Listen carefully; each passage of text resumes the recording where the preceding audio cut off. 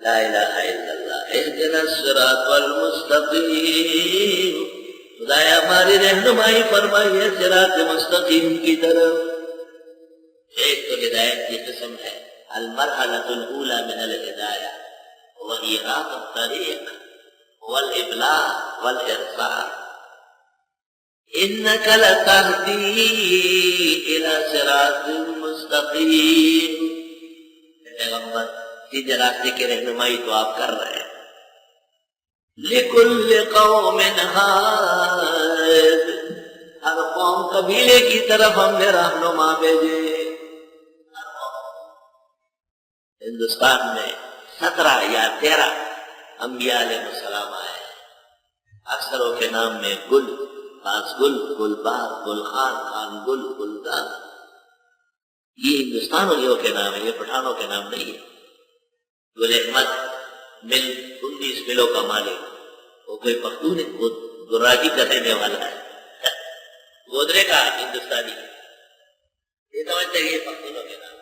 پختونوں میں یہ کمال ہے کہ وہ انبیاء کی عزت پر جان دیتے ہیں، کیونکہ یہ مبارک نام ہے اس لیے پٹھانوں نے بھی رکھے۔ والحمدللہ الہذ، یہاں ایک استاد تھے، پہلے وہ ایک بڑے دارالعلوم میں استاد رہے تھے، ان کا اصل نام تھا زیارت گل، دارالعلوم والوں نے ان کا نام بدلا اور رکھا عبدالحق۔ عوام کا یہ خیال ہے کہ عبدالحق و شمس الحق و نور الحق و بدر الحق و فلان الحق و رب الحق، یہ کوئی اچھے نام مانا کے اعتبار سے اچھے۔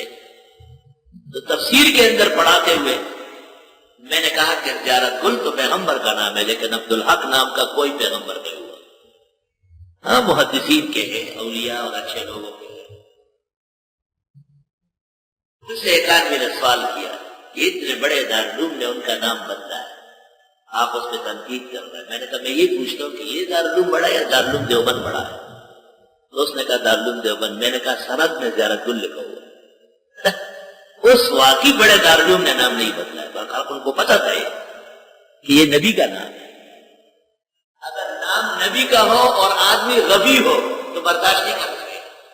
نام نبی کا ہے مگر اس کا مسمى غبی ہے، نالائق ہے، نام برباد کر دے گا۔ میرا نام ایک استاد نے رکھا تھا ریاض الحق، میں بڑا خوش تھا کہ آج سے میرے ریاض الحق ہو گئے۔ وہ ہمارے استاد تھے، سرانتوں پر ہمارے تاجدار تھے، کوئی نے تبدیل کیا تھا۔ اور دوسرے استاد ہمارے یہ استاد مختصر المانی کے تھے، ہدایہ اول میں فقیہ العالم مفتی اعظم پاکستان حضرت الشیخ استاد المکرم مولانا مفتی ولی حسن تشریف لائے۔ کون کہاں داخل ہو گیا؟ کون آ گیا؟ ریاض اللہ کدھر سے آیا؟ لڑکوں نے کہا جی زرولی کا نام تبدیل کر دیا اور ریاض اللہ کا انا للہ و انا الیہ۔ کیوں؟ میں نے کہا جی زرولی خان کو بھی مانا ہی نہیں کرتے، سرولی جامع الدین والدنیا، اور ریاض الحق رہنے دو، مشقت میں پڑ جاؤ گے، دوسری بات ضرورت ہے۔ میں نے کہا جی اپنے قلم سے کاٹ لیں،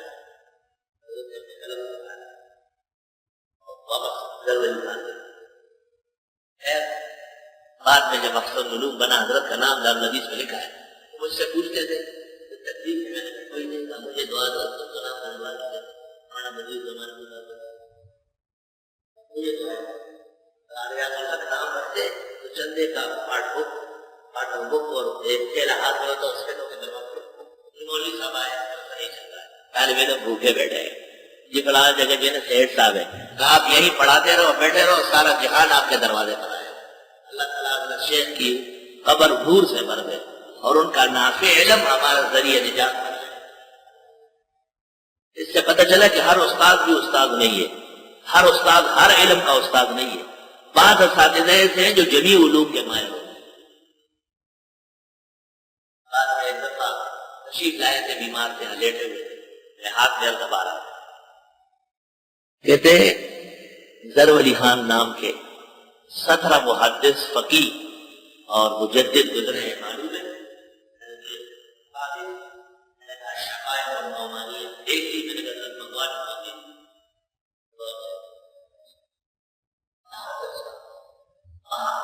وہ طالب علمی کا سوال ابھی تک دماغ میں خیال آیا کہ ہم ان کو چلائیں گے، وہ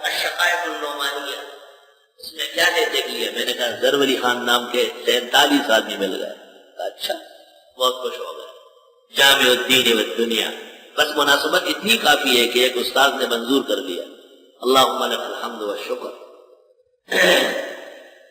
تو بات یہ ہو رہی ہے کہ ہندوستان سے مراد پورا ہند ہے. سری لنکا بھی اس میں شامل ہے, سیلون اور سرندیپ بھی شامل ہے. نزل آزم ہند ہے, وہ ہم مستقل ملک ہے. یہ سندھ میں ایک جگہ ہے جہاں ایک بڑا ایگریکلچر کالج ہے. ڈنڈو جام کہاں ہے؟ ڈنڈو جام کالج وہاں ہے. ذرا تو بڑا کالج چلا تھا.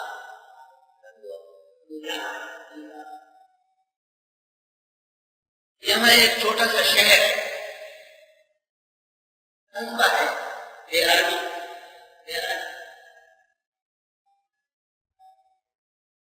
اس بیرانی میں ابو ریحان البیرونی پیدا ہوا, جس نے پوری دنیا کا نقشہ بنایا. اس وقت جو دنیا تھی اس میں سارا گھمایا. اس کے الفاظ سمجھ نہ کر آ جائیں گے. وہ کہتے ہیں ولدت بقریہ بیرانیہ وہی قریہ من قرى سندھ والسندھ ناحیۃ من نواحی کابل. کابلیوں کا جب دور تھا کہتے ہیں سندھ میں لے کے ہمارا کہتے ہیں میں بیرانی میں پیدا ہوں. یہ سندھ کی ایک بستی ہے اور سندھ کابل کا ایک حصہ ہے. اتنی بڑی سلطنت ہے.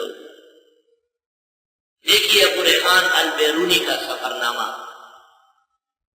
ایک سفر نامہ اس کا نہاریہ ہے, ایک سفر نامہ اس کا لیلیہ ہے.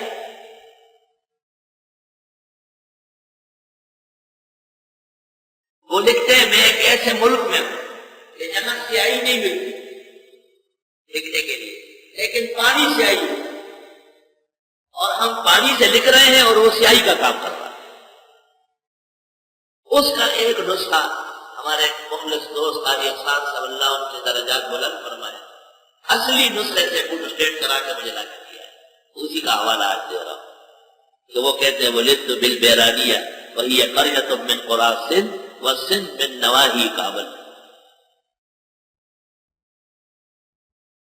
ایاک نعبد و ایاک نستعین